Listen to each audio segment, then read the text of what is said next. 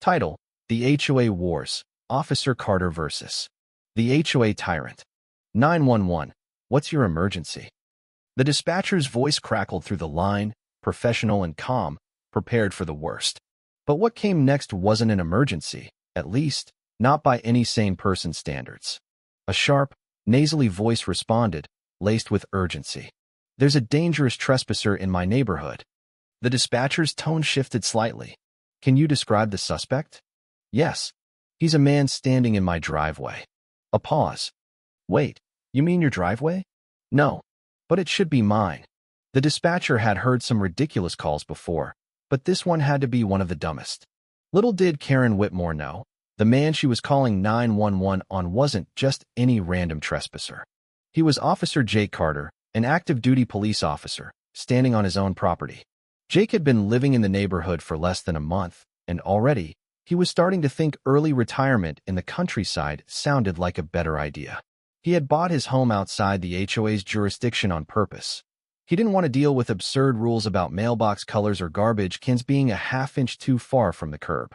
The property was perfect, spacious driveway, quiet neighbors, and best of all, no HOA breathing down his neck. Or so he thought. Karen Whitmore had made it her personal mission to bring his house under HOA control despite it never being part of the association's territory. The self-proclaimed guardian of neighborhood standards, Karen had harassed him the moment he moved in. At first, it was polite reminders about neighborhood aesthetics. Then it escalated into full-blown demands. His mailbox? Not HOA approved. Is his police cruiser in the driveway? Intimidating and an eyesore. His house color? Not harmonious with the street. Jake, of course, ignored all of it. And that infuriated Karen even more. She tried everything. Letters. Fines. Which had no legal basis. Fake complaints to the city about code violations. Nothing stuck. So when she saw his police cruiser in his own driveway that morning, she decided she had enough. She was going to teach him a lesson. And she did what any unhinged HOA president would do. She called 911. Jake was inside, enjoying his morning coffee, when he heard the faint sound of sirens in the distance. His police scanner had already picked up something interesting. Suspicious trespasser in the neighborhood. A dangerous man lurking in a driveway. Jake smirked. Oh, this is going to be good. He stepped outside casually, just as two patrol cars pulled up. Two officers exited, looking around for the suspect. And there she was. Karen Whitmore, in full dictator mode, jabs her finger toward Jake. There. That man. Arrest him for trespassing. The officers turned their heads. Upon seeing Jake, they burst into laughter. One of them coughed, trying to compose himself. Karen, are you telling us that this trespasser is Officer Jake Carter? Karen's self-righteous fury faltered for a moment, but she quickly recovered. I don't care if he's a janitor or the mayor. He's illegally parked, and this is private HOA property. Jake folded his arms, shaking his head. Karen, I've told you a dozen times. My property is not part of the HOA. Karen's eyes twitched. It should be. One of the officers sighed, rubbing his temples. Ma'am, you cannot call 911 just because you don't like someone's car being parked in their own driveway. Karen gasped as if she had just been insulted. Excuse me? Are you refusing to uphold the law? This is a crime. The other officer shook his head. No, ma'am. This is not a crime. But you did just file a false police report, which is a crime. Karen's face drained of color. What? Jake pulled out his phone and started recording. Don't worry. Karen, this is all on video. You called 911 under false pretenses. That could land you in serious trouble. For the first time, Karen hesitated. She looked around, realizing her neighbors had started peeking through their windows, watching the drama unfold. She wasn't about to lose her iron grip on this community. So instead of backing down, she doubled down. I don't care what you say. That car is a violation of HOA policy. No official vehicles can be parked on private property overnight. The neighborhood agreed to this rule. Jake raised an eyebrow. I didn't agree to it. Karen huffed. That's because you're not part of the HOA. She stopped herself. Jake smirked. Exactly. One of the officers chuckled. So you do admit he's not part of the HOA, meaning your rules don't apply to him. Karen's mouth opened, then closed, then opened again. Then, she turned beet red. Jake crossed his arms. This was fun, Karen. But you're wasting police resources, and you've just made my day. The officers gave Karen a final warning about making false police reports, but they let her off with a stern lecture. Karen, however, wasn't about to let this go. As the patrol cars left, she pointed a perfectly manicured finger at Jake. You may have won today, but mark my words, this isn't over. Jake took a sip of his coffee. I sure hope not. This is way more entertaining than daytime TV. Karen stormed off, muttering something about protecting the integrity of the HOA. Jake laughed to himself. This lady had just called 911 on a police officer over a driveway. What was she going to try next? He had no idea. But one thing was for certain. This was going to be a very interesting neighborhood to live in. Karen wasn't the type to accept defeat gracefully. If anything, being humiliated in front of the police only fueled her obsession with taking down Jake Carter. The first sign of retaliation came the next morning. Jake stepped outside to grab his morning coffee and newspaper when he noticed something odd. A neatly folded HOA violation notice sat on his windshield. He laughed out loud at the sheer audacity of it. Picking up the notice, he read. Violation notice. Unauthorized vehicle storage. Description: police vehicles are considered commercial property and may not be stored in residential driveways overnight. Please remove immediately or face a fine of $250 per day. Signed, Karen Whitmore, HOA president. Jake shook his head in disbelief. She's actually trying this again. Now, a normal person might have gone straight to the HOA office to confront Karen, but Jake wasn't a normal person. He was a cop, and he knew the best way to deal with people like Karen was to let them dig their own graves. So instead of responding, Jake did nothing. And sure enough, by noon, his email inbox exploded. Karen had rallied the HOA loyalists. Emails flooded in from concerned residents about how Jake's police cruiser was bringing down property values. Some of the messages were outright ridiculous. We don't feel comfortable with your vehicle here. This is a family neighborhood, not a crime-ridden city block. Your presence is intimidating to children. Jake had to laugh. These people were so afraid of the HOA that they weren't even signing their names. And then, the petty vandalism started. At first, it was subtle. Someone scattered leaves and trash near his driveway, trying to make it look messy. Then came eggshells cracked near his tires. And finally, the most ridiculous of all, someone taped a giant HOA violation notice to his garage door. Jake walked outside, peeled it off, and smirked at the security camera on his porch. Oh, Karen, he muttered, you were really asking for it. When the vandalism didn't work, Karen switched tactics. She weaponized city bureaucracy. Over the next 3 days, Jake received a noise complaint from the city about excessive siren usage. He hadn't even turned on his lights. A zoning violation for operating a commercial business from home, because apparently being a cop was now a business. A code enforcement notice claimed his fence was an inch too high. It wasn't. Jake knew exactly who was behind it, and he wasn't about to let it slide. He filed public records request with the city and confirmed what he already knew. Every single complaint had been submitted anonymously, but the handwriting? The same perfectly neat looping cursive as Karen's signature. Jake grinned. He finally had real evidence. It was time to play offense. Jake waited until the next HOA meeting, held in the neighborhood clubhouse. Normally, he avoided these ridiculous gatherings like the plague. But this time, he had a plan. The room was packed. Karen had clearly invited as many HOA loyalists as possible. They all sat smugly as if they had already won. Karen stood at the front, HOA rulebook in hand. Before we begin, I'd like to bring up a matter of extreme importance.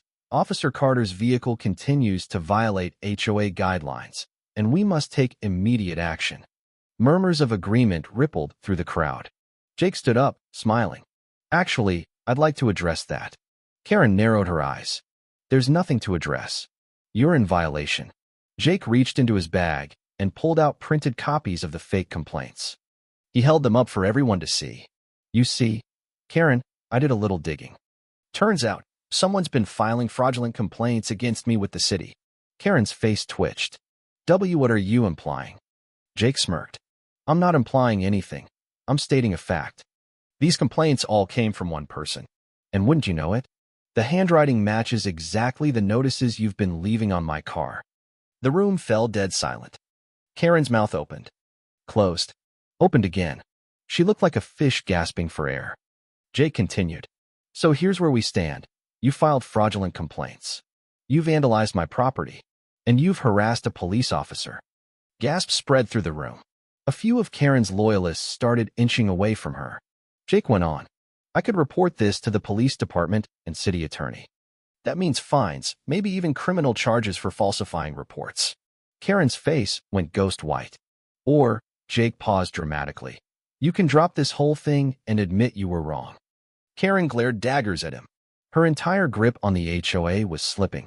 But she was too proud to admit defeat. Instead, she tried one last desperate move. This is harassment, she sputtered. I am a respected HOA president. I will sue you for defamation. Jake laughed. Go ahead, Karen. But before you do, just know. He pulled out his body cam. I've got everything on video. Karen's knees nearly buckled. The room erupted into whispers. Wait, she was faking complaints? She really tried to frame a cop? She's out of control. The HOA board members looked at each other, panicked. Finally, one of them, a nervous-looking man named Tom, stood up. I think we need to discuss this in private, he stammered. Jake smirked. You do that, Tom. But while you're at it, maybe ask yourselves if Karen is really fit to run this HOA. Karen gasped audibly. Jake gave her a wink. See you around, neighbor? He walked out, knowing he had just delivered a knockout punch. But this wasn't over. Because Karen was desperate. And desperate people? They made mistakes. Jake had just returned home from a late shift, exhausted and ready to crash for a few hours. He pulled into his driveway, parked his cruiser, and walked inside. Barely 20 minutes later, he heard a strange noise outside. A tow truck. Jake frowned. He peeked through his window and saw a man in an orange vest hooking chains onto his police cruiser. For a moment, he thought he was seeing things. Then it clicked. Karen. Jake bolted outside. Hey, what the hell do you think you're doing? The tow truck driver startled, hesitated for a second before regaining his composure. I got an order from the HOA to tow this vehicle. Jake raised an eyebrow. Oh yeah? You got paperwork for that? The driver pulled out a clipboard and handed it over. Sure enough, it was an HOA towing authorization order, signed by Karen Whitmore. Jake grinned, because Karen had just made a massive mistake. He pulled out his badge. You know what's funny? I'm a police officer. And this is a legally owned government vehicle. If you hook that winch up and try to tow it, you're committing grand theft auto. The tow truck driver froze. Jake stepped closer. And you know what else? Since Karen filed this order knowingly and fraudulently, that means she's now an accessory to the crime. The driver's face drained of color. I didn't know. I was just following orders. Jake smirked. Yeah, well, following illegal orders doesn't protect you from the law. But lucky for you, I'm feeling generous. How about you call Karen right now and tell her to get her ass over here? The driver fumbled for his phone and frantically dialed Karen's number. A few rings. Then, what is it? Karen's voice screeched through the phone. The driver stammered. Ma'am, we have a problem. The car you asked me to tow belongs to a police officer. He says this is illegal. I don't care. Karen snapped. You have the order. Tow the car. Jake chuckled. Put her on speaker. The driver hesitated, but Jake gave him a look, and he complied. Karen's voice blasted through the truck's speakers. I don't care if he's a cop. I want that car gone now. If he doesn't like it, he can go cry about it to someone who cares. Jake leaned toward the phone. Hey, Karen. Silence. Then. Jake. Jake grinned. Yeah, you're on speakerphone. And by the way, I'm recording this. Karen's breath hitched. The driver, realizing how deep in trouble he was, immediately unhooked the chains and jumped into his truck like it was on fire. I'm out. I'm not getting arrested for this. Jake watched as the truck peeled out of the neighborhood at top speed. Then he turned his attention to Karen, who was probably hyperventilating on the other end of the call. Well, Karen, Jake said, grinning ear to ear. I hope you enjoyed committing a felony today. Karen hung up instantly. Jake burst out laughing. He walked back inside, already dialing his precinct. It was time to escalate. The next morning, Jake received a call from his precinct commander. Commander Reynolds. Carter, you want to explain why I got a report about an HOA trying to steal a police vehicle? Jake chuckled. Sir, you wouldn't believe me if I told you. He explained the entire saga, Karen's fake complaints, her HOA harassment, and now the attempted theft of a police cruiser. Reynolds listened in silence. Then, Commander Reynolds, Jesus Christ. All right, consider this handled. I'll send a unit down to have a chat with your lovely HOA president. Jake smirked. Karen had no idea what was coming. An hour later, 2 uniformed officers arrived at Karen's house. Jake watched from his porch, enjoying his coffee as Karen opened the door, only to freeze in pure terror. Mrs. Whitmore, one of the officers said, we need to have a talk about some very serious accusations regarding an attempted vehicle theft and misuse of HOA authority. Karen stammered. I don't know what you're talking about. This is harassment. The officer raised an eyebrow. Is it? Because we have a recorded phone call that says otherwise. Karen's face turned an impressive shade of red. By now, half the neighborhood had come outside, watching the scene unfold. Karen glared daggers across the street at Jake. But he just gave her a friendly little wave. And that's when Karen made her final mistake. She pointed a shaking finger at the officers. Why you're in on it? This is a conspiracy. That man, she jabbed a finger toward Jake, is abusing his power. I demand you arrest him. The officers looked at each other. Then one of them pulled out a citation book. Mrs. Whitmore, since you're refusing to cooperate, we'll be issuing you a formal charge for filing a false police report, along with a city citation for unauthorized enforcement of HOA policies. Karen's entire body sagged. The neighborhood murmured. Some of Karen's loyalists started whispering to each other. Others flat out walked away. And just like that, the HOA crumbled. That night, the HOA board called an emergency meeting. This time, Karen wasn't leading it. Instead, Tom, the nervous board member, stood up. Due to overwhelming complaints and legal issues, the board has unanimously voted to remove Karen Whitmore as HOA president. Gasps. Karen shot to her feet. You can't do this to me. Tom cleared his throat. Actually, per HOA bylaws, we can. Effective immediately, you are banned from all HOA decision-making activities. Karen turned to her remaining allies for support, but they all avoided her gaze. They knew siding with her now was a one-way ticket to disaster. Karen staggered back like she had been physically struck. Jake leaned forward, enjoying this way too much. Karen, remember when you tried to falsely accuse me of a crime? Jake smirked. Well, it looks like you're the one actually breaking the law. Karen opened her mouth to speak. But no one was listening anymore. And just like that, the HOA tyrant had fallen. Karen had always been a fighter, but even she wasn't prepared for what came next. With her presidency stripped, legal charges looming, and the entire neighborhood against her, she was left with one last desperate move: lawsuits. 2 days later, she filed lawsuits against the HOA board, Jake, and even the city itself, claiming she had been unjustly removed, and that the investigation into her spending was a political attack. There was just one small problem. She had no legal ground to stand on. Her lawsuit against Jake? Dismissed instantly. Her lawsuit against the HOA board? Tossed out due to overwhelming evidence of mismanagement. Her attempt to sue the city? The judge laughed her out of court. By the end of the week, Karen was facing legal fees, HOA fines, and an official audit of her financial records. And then came the final humiliation. At the next HOA meeting, now led by Tom, a new rule was introduced. It was unanimously voted in. Karen Whitmore is permanently banned from participating in any HOA board position or decision-making process in Fairview Estates. Jake almost felt bad for her. Almost. When the decision was announced, Karen stood up, shook with fury, and stormed out of the clubhouse. She didn't say a word. But Jake knew this wasn't the end. There was one last twist coming. A few weeks later, Jake was mowing his lawn when he noticed something strange. A for sale sign had popped up in front of Karen's house. Jake grinned. He casually strolled over to a neighbor who had never liked Karen but had always stayed quiet. Selling the place? Jake asked. The neighbor smirked. Oh, you didn't hear? The new HOA board fined Karen into oblivion. Jake raised an eyebrow. How bad are we talking? The man chuckled. Well, remember all those unauthorized landscaping and contractor expenses? The new board forced her to pay it all back. Jake laughed.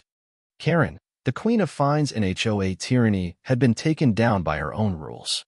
She fought it, the neighbor continued, But the HOA's new lawyer shut her down. She couldn't afford the legal fees and the fines, so now she's selling and skipping town. Jake took a sip of his water, enjoying every second of this poetic justice. Yep, the neighbor said with a smirk. And get this, she had to apply for an HOA violation waiver just to sell her house.